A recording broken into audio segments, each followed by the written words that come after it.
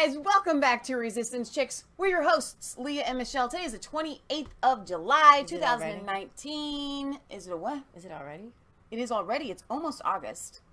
It's a Sunday. Every Sunday we bring you the latest of European and UK pretty much play just a world piece news. of this because she has Paul Joseph Watson on, and I was really excited that she did because, you know, she has a voice, and even Trump talked about Paul Joseph Watson. So he was banned from Facebook and Instagram. It actually bizarrely, you knew you were going to get banned because somehow. Here, I'll stop it here. We're waiting for the volume to show up. Just be patient. Paul Joseph Watson was recently banned from Facebook and Instagram. Instagram is just pictures. As well, I feel a bit fish out of water right now. We were going to get you a map to make you feel more comfortable and at home talking to me. Yeah. But we decided not to. I can do it. Right, exactly.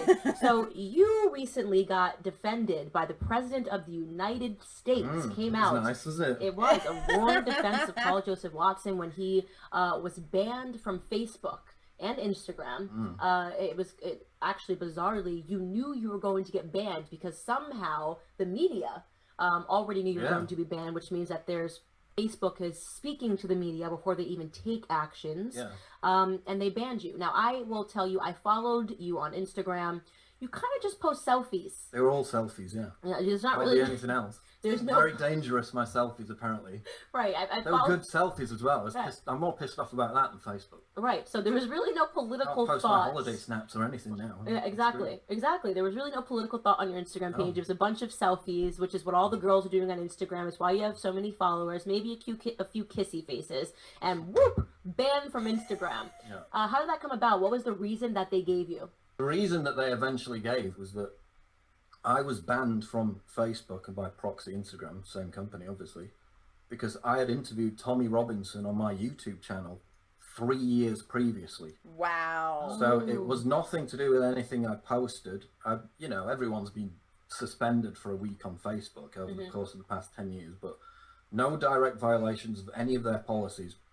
They came out in the media last week and said it was because I interviewed Tommy Robinson. So this is behavior on a completely different platform simply because he appeared on my channel. Now, Tommy Robinson has done interviews with BBC, Sky News, ITN.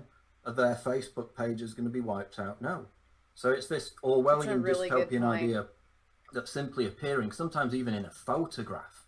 People have had Facebook posts removed for simply Tommy Robinson appearing in a photograph with them. Wow. The idea that Mark Zuckerberg and his employees are monitoring your off-platform behavior, and then they can use guilt by association to designate this person as an extremist, and then by proxy you're an extremist. So that's how it happens. So you can catch it, pretty much is what they're saying. So if I have a dialogue with someone, and I let's say I agree with somebody on anything, maybe Tommy Robinson says 2 + 2 = 4, and I say, you know what, Tommy Robinson, I agree with you.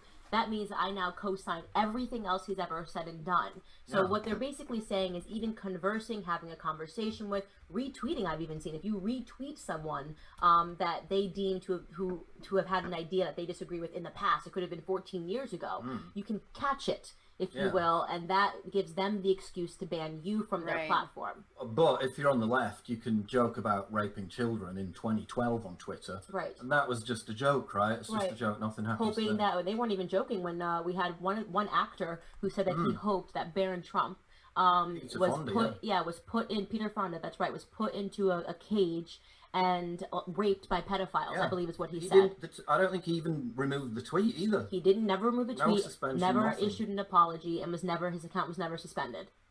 Nothing, no. I mean, it's absolutely unconscionable.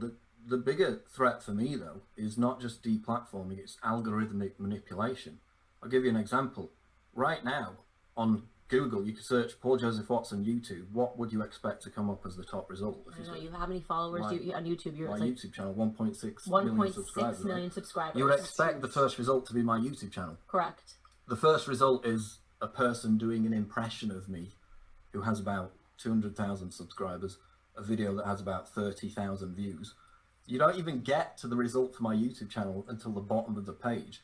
Okay, so Sundar Pichai, however you say his name, testified in front of Congress. They don't manipulate the algorithm for partisan purposes. Complete and utter lie. Of course, He's it's a lie. lying in front of Congress. You've got videos on YouTube. Mark Dice is another conservative commentator on YouTube. You can put in the exact title in quotations for a video that he produced a couple of years back about Michelle Obama.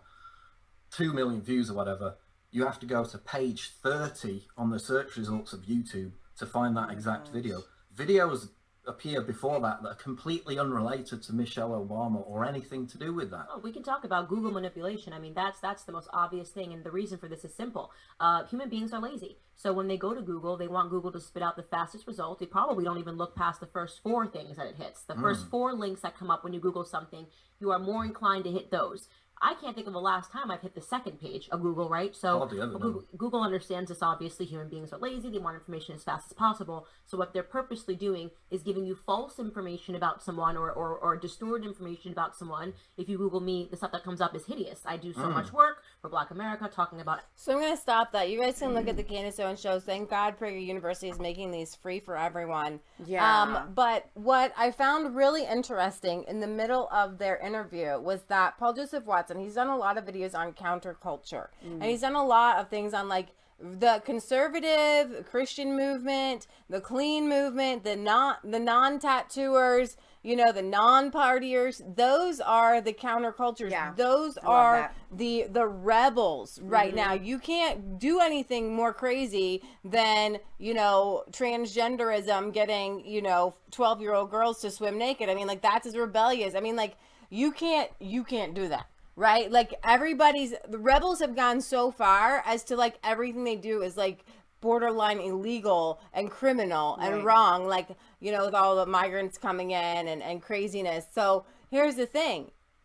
Both of them are saying, like, the Generation Z, the new generation, they're very... conservative. They're conservative, but they like to push the buttons on it. Yeah. Like, they like to say that, you know, they're going to put on the hijabs and make fun of, you know, wearing a hijab. Well, and they're going to support President Trump because that's the rebellious thing to do. And putting on a MAGA hat is actually the rebellion thing to do. Like, I'm afraid to I wore a Trump 2020 hat to the Claremont County Fair, and it was still a little bit like, you know, should I wear this? And I wore it during the 4th of July down, and I'm like, yeah, this is where I can wear this. Is patriotic, things like that. Yeah. But I want you guys to start to be rebellious to the mainstream media, rebellious to CNN, rebellious to the narrative that they are putting out for you. And I think that the irreverence of the rebellion to the mainstream media is what makes everybody so hilarious.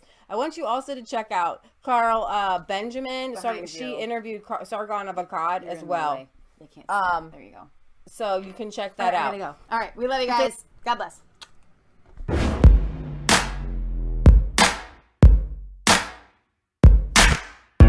I was cold.